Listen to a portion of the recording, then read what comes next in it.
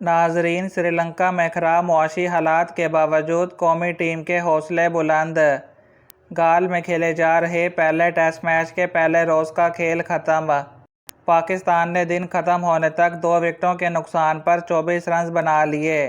اس سے پہلے سری لنکا نے اپنی پہلی اننگز میں 222 رنز ہی بنا سکی۔ سری لنکا کے چندیمل 76 رنز بنا کر نمایاں بیٹسمین رہے۔ ناظرین، پاکستان کی طرف سے آغا سلمان اپنے ٹیسٹ کیریئر کا پہلا میچ کھیل رہے ہیں۔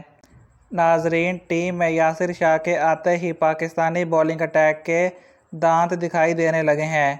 پہلے سیشن میں سری لنکا کی کمر دیوار سے لگانے میں شاہین اور حسن کا بھی بڑا ہاتھ تھا۔